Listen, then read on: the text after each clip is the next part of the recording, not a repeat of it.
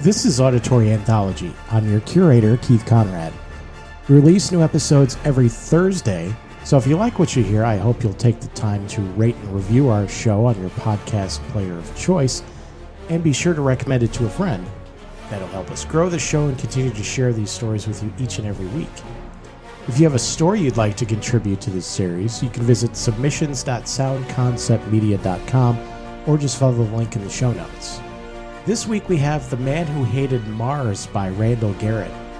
A convict banished to Mars hatches a desperate plan to escape the frozen wasteland, only to discover years on the red planet might make it impossible to go home. It might remind you a little bit of The Expanse.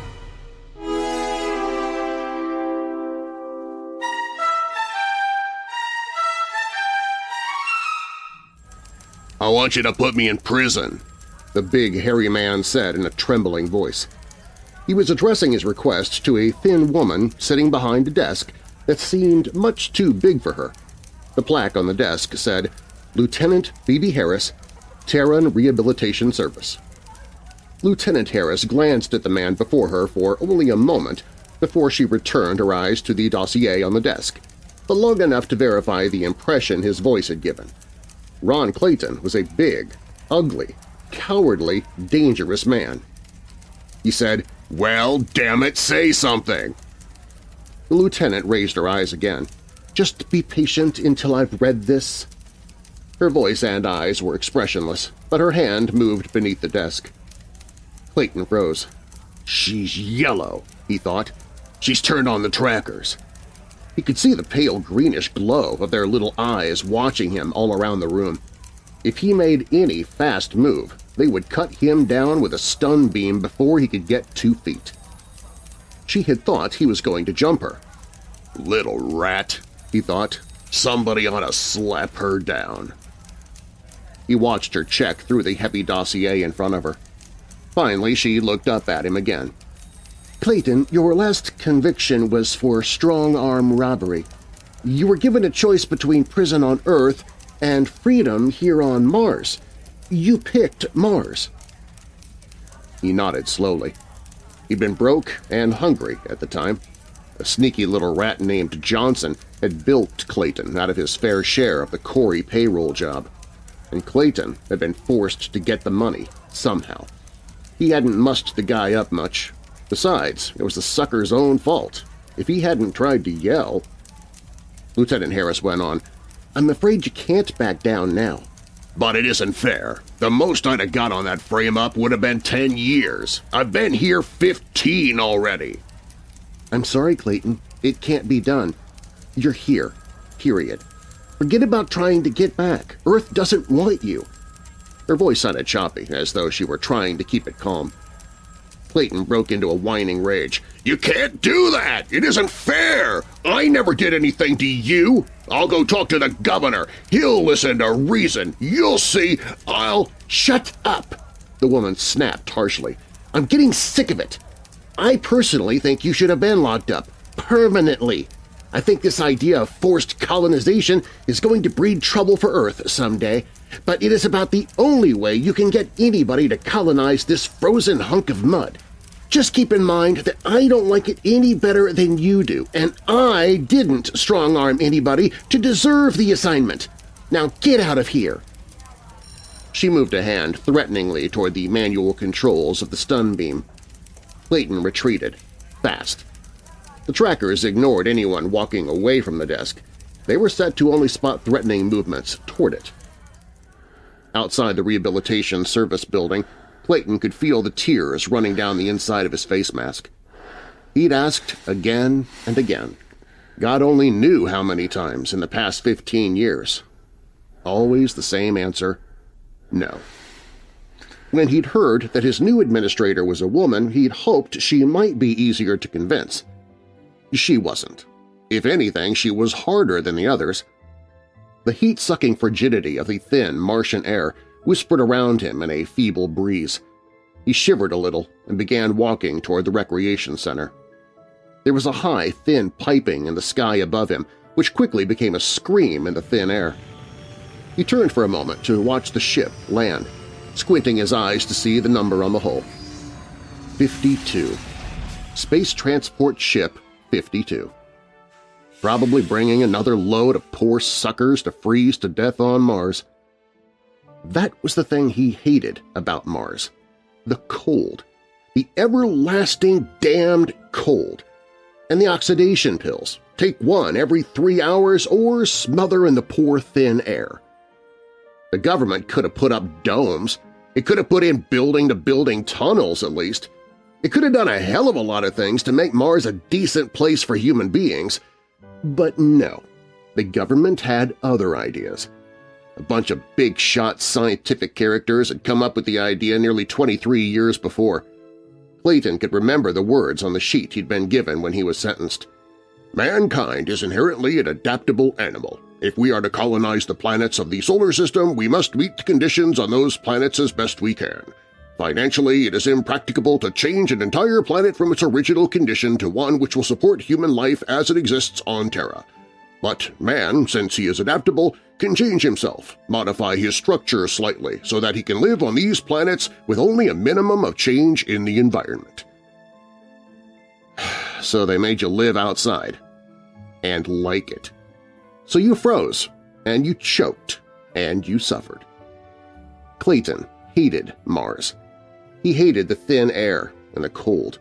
More than anything, he hated the cold. Ron Clayton wanted to go home. The recreation building was just ahead. At least it would be warm inside. He pushed in through the outer and inner doors, and he heard the burst of music from the jukebox. His stomach tightened up in a hard cramp. They were playing Heinlein's Green Hills of Earth. There was almost no other sound in the room, although it was full of people. There were plenty of colonists who claimed to like Mars, but even they were silent when that song played. Clayton wanted to go over and smash the machine, make it stop reminding him. He clenched his teeth and his fists and his eyes and cursed mentally.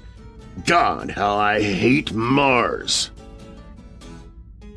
When the hauntingly nostalgic last chorus faded away, he walked over to the machine and fed it full of enough coins to keep it going on something else until he left. At the bar, he ordered a beer and used it to wash down another oxidation tablet. It wasn't good beer. It didn't even deserve the name. The atmospheric pressure was so low as to boil all the carbon dioxide out of it, so the brewers never put it back in after fermentation. He was sorry for what he had done. Really and truly sorry. If they'd only give him one more chance, he'd make good. Just one more chance. He'd work things out. He'd promised himself that both times they'd put him up before, but things had been different then. He hadn't really been given another chance, what with parole boards and all. Clayton closed his eyes and finished the beer. He ordered another. He'd worked in the mines for 15 years.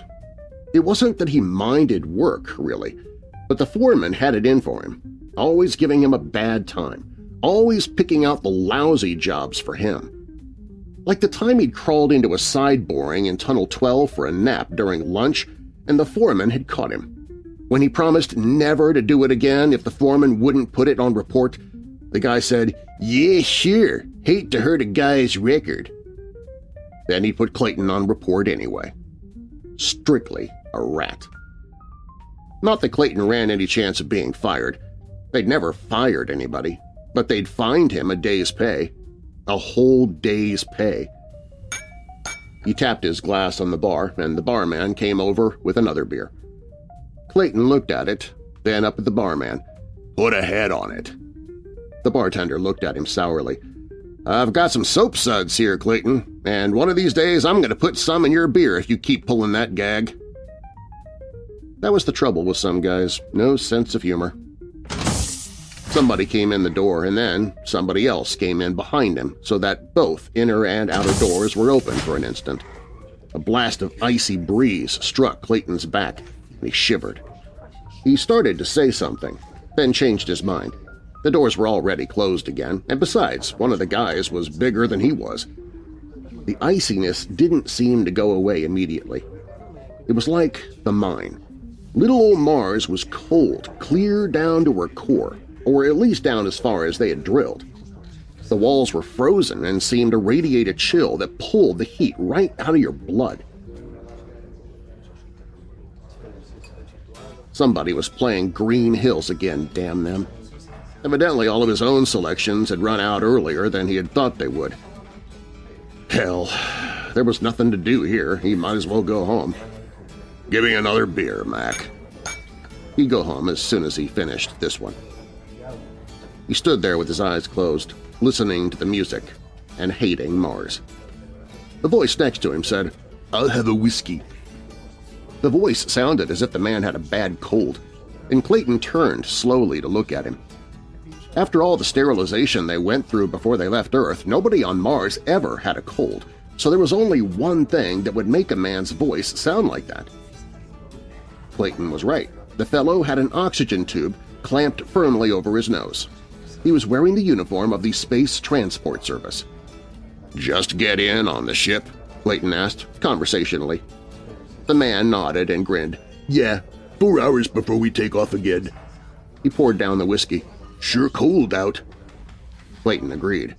"It's always cold." He watched enviously as the spaceman ordered another whiskey. Clayton couldn't afford whiskey. He probably could have by this time if the mines had made him a foreman, like they should have. Maybe he could talk the spaceman out of a couple of drinks. "My name's Clayton. Ron Clayton." The spaceman took the offered hand. "Mine's Parkinson, but everybody calls me Parks." "Sure, Parks. Can I buy you a beer?" Parks shook his head.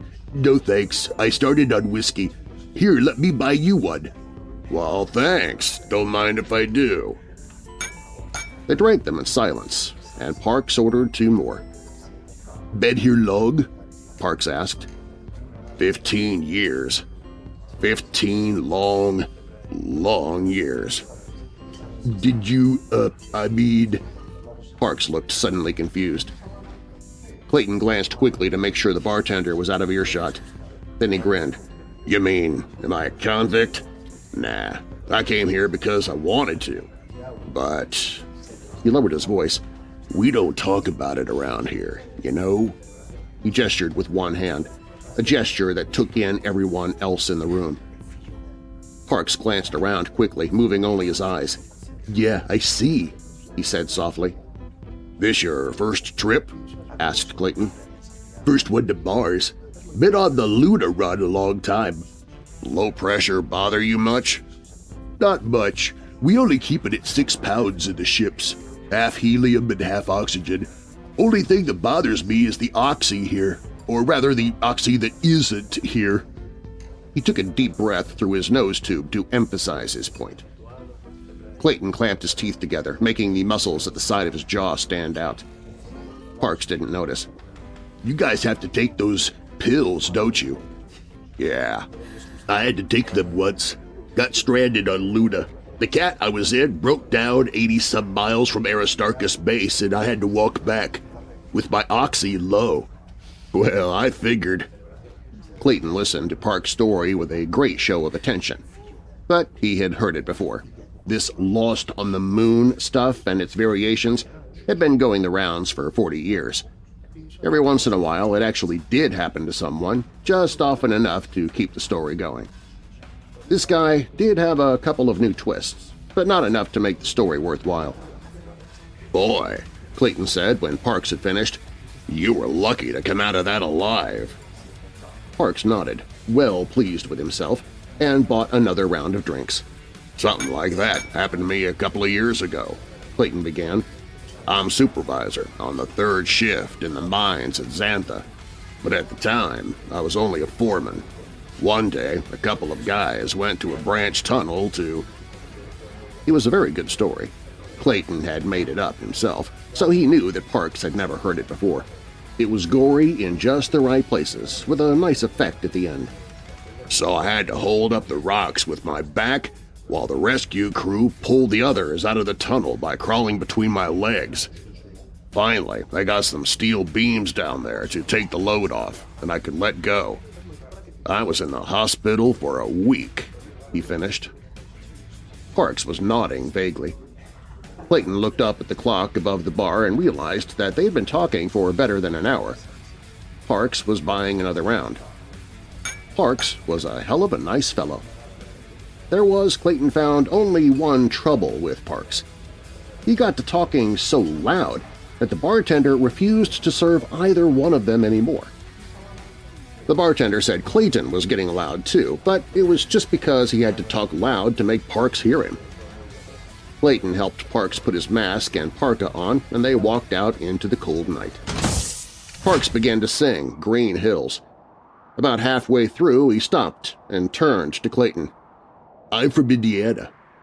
Clayton had already spotted him as an American by his accent. "Indiana? That's nice. Real nice." "Yeah. You talk about Green Hills, we got Green Hills in Indiana. What time is it?" Clayton told him. "Jeez Christ, old spaceship takes off in an hour. Ought to have one more drink first."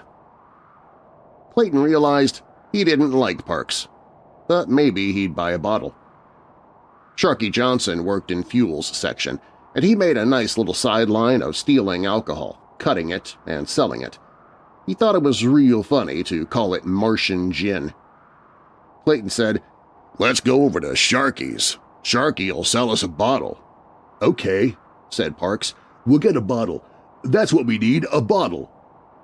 It was quite a walk to the Shark's place. It was so cold that even Parks was beginning to sober up a little.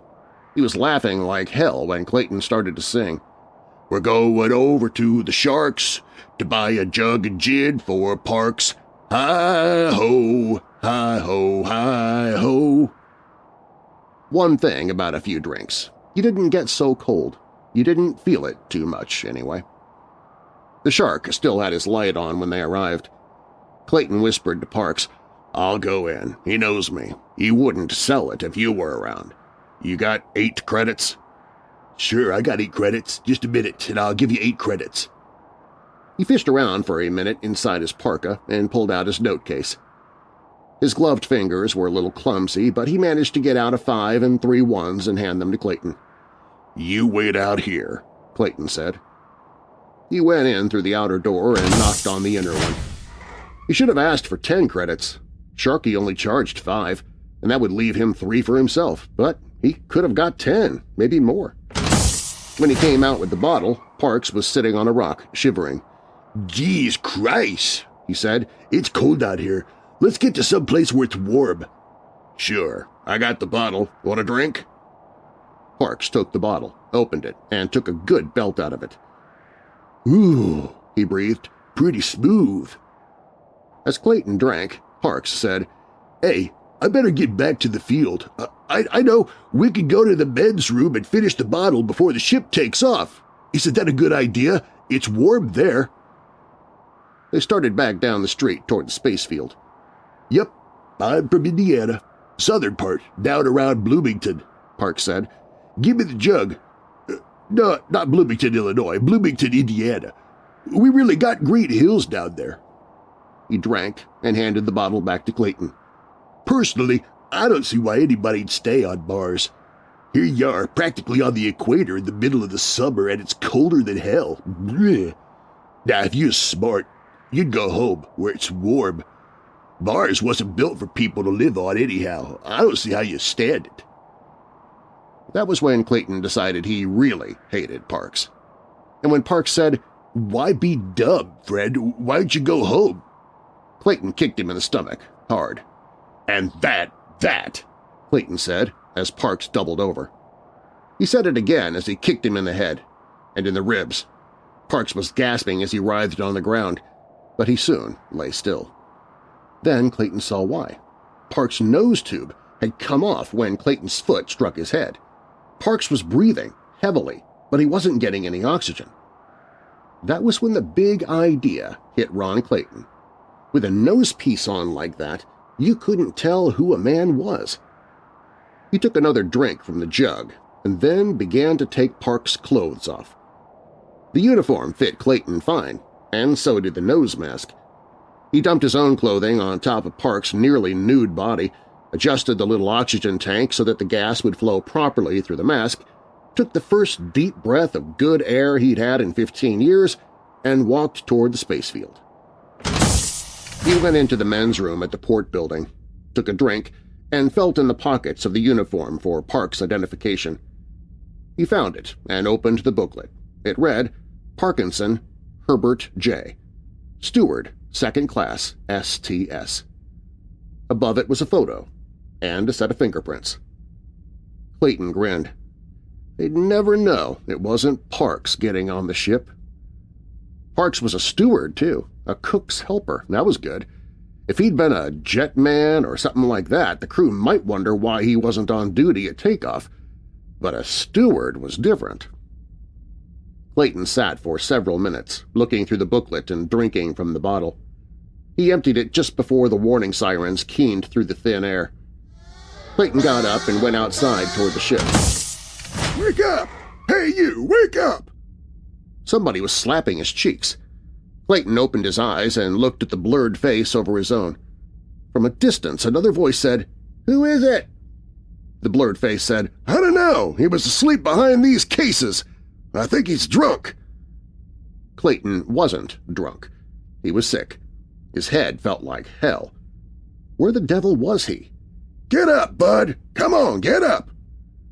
Clayton pulled himself up by holding to the man's arm. The effort made him dizzy and nauseated. The other man said, "Take him down to sick bay, Casey! Get some firemen into him!" Clayton didn't struggle as they led him down to the sick bay. He was trying to clear his head. Where was he? He must have been pretty drunk last night. He remembered meeting Parks and getting thrown out by the bartender. Then what? Oh yeah, he'd gone to Shark's for a bottle. From there on, it was mostly gone. He remembered a fight or something, but that was all that registered. The medic in the sickbay fired 2 shots from a hypo gun into both arms, but Clayton ignored the slight sting. "Where am I?" "Real original. Here, take these." He handed Clayton a couple of capsules and gave him a glass of water to wash them down with. When the water hit his stomach, there was an immediate reaction. "Oh, Christ!" the medic said. "Get him up, somebody! Here, bud, heave into this!" He put a basin on the table in front of Clayton. It took them the better part of an hour to get Clayton awake enough to realize what was going on and where he was. Even then, he was plenty groggy. It was the first officer of the STS-52 who finally got the story straight. As soon as Clayton was in condition, the medic and the quartermaster officer who had found him took him up to the first officer's compartment. "I was checking through the stores this morning when I found this man. He was asleep, dead drunk behind the crates." "He was drunk, all right," supplied the medic. "I found this in his pocket." He flipped a booklet to the first officer. The first officer was a young man not older than 28 with tough-looking gray eyes. He looked over the booklet. "Where did you get Parkinson's ID booklet and his uniform?" Clayton looked down at his clothes in wonder. "I don't know." "You don't know? That's a hell of an answer." "Well, I was drunk," Clayton said defensively. "A man doesn't know what he's doing when he's drunk." He frowned in concentration. He knew he'd have to think up some story. "I kind of remember we made a bet. I bet him I could get on the ship. Sure, I remember now. That's what happened. I bet him I could get on the ship, and we traded clothes." "Where is he now?" "At my place, sleeping it off, I guess." "Without his oxy mask?" "Oh, I gave him my oxidation pills for the mask." The first shook his head. "That sounds like the kind of trick Parkinson would pull, all right. I'll have to write it up and turn you both in to the authorities when we hit Earth." He eyed Clayton. "What's your name?" "Cartwright. Sam Cartwright," Clayton said, without batting an eye. "Volunteer or convicted colonist?"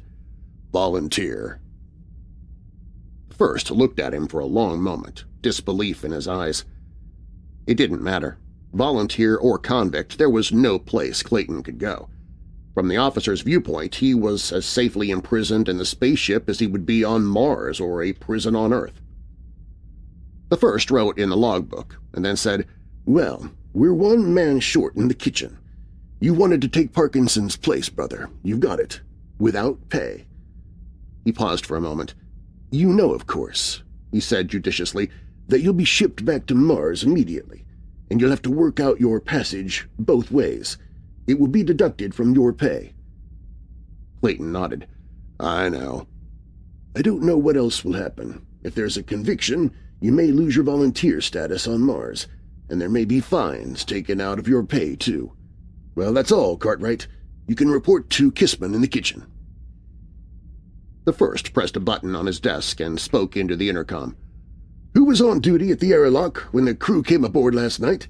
Send him up. I want to talk to him."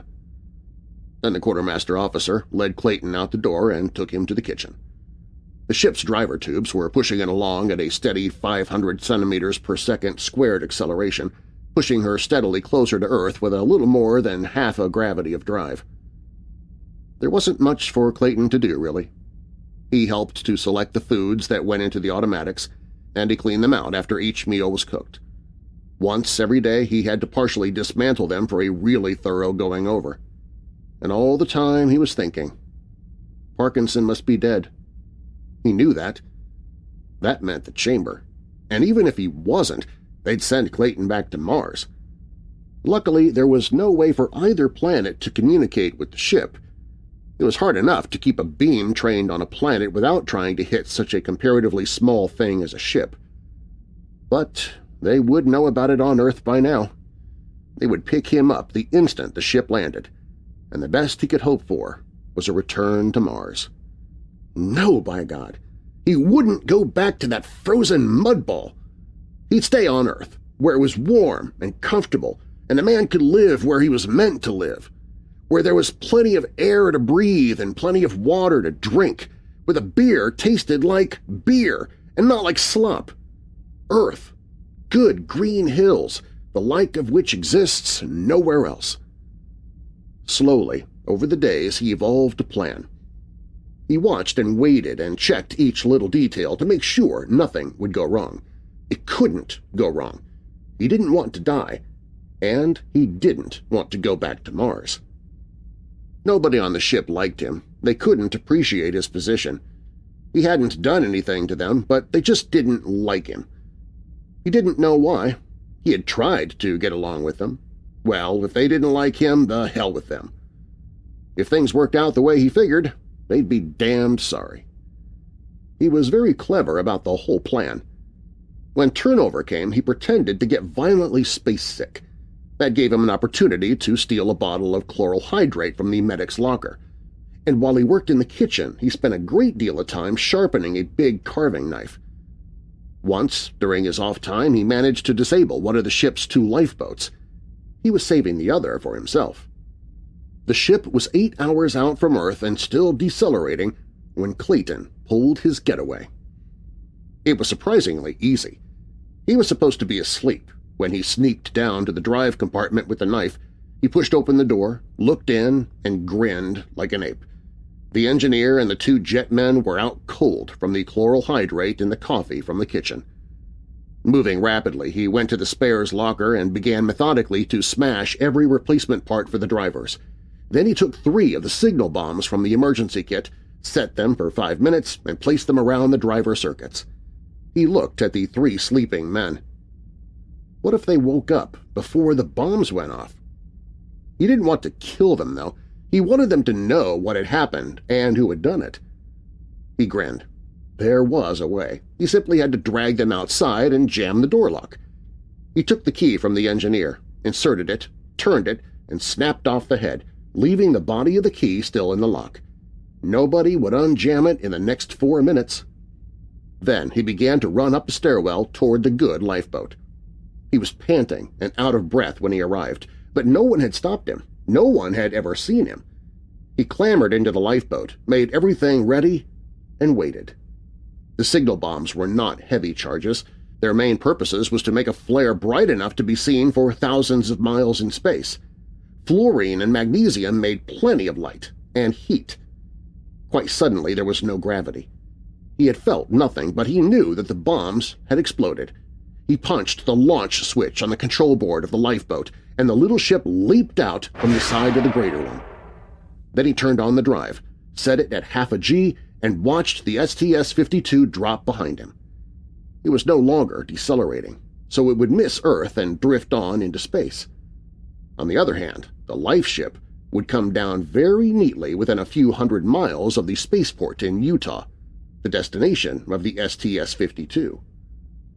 Landing the life ship would be the only difficult part of the maneuver, but they were designed to be handled by beginners. Full instructions were printed on the simplified control board. Clayton studied them for a while, then set the alarm to waken him in 7 hours and dozed off to sleep. He dreamed of Indiana. It was full of nice, green hills and leafy woods, and Parkinson was inviting him over to his mother's house for chicken and whiskey, and all for free. Beneath the dream was the calm assurance that they would never catch him and send him back.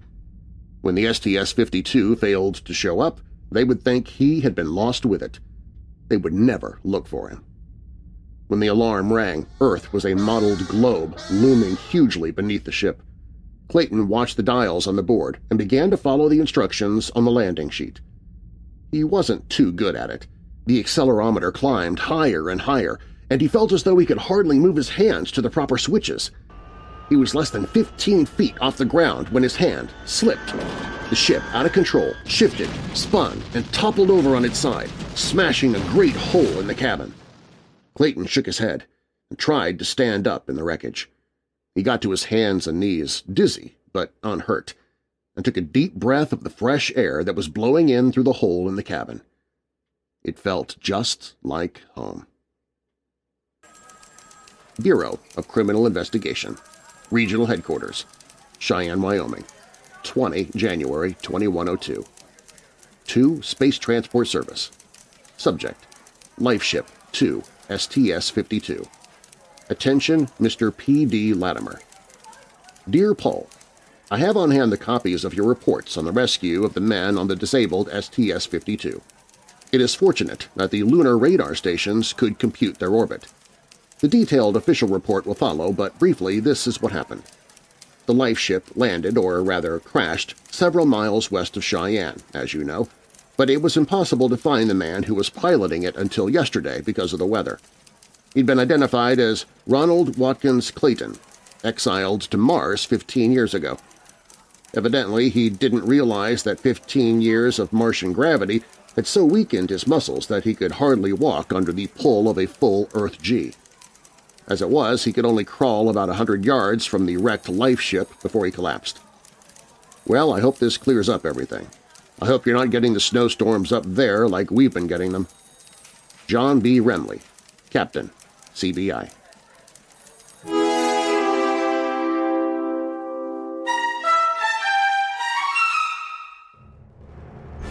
Auditory Anthology is curated and produced by me, Keith Conrad.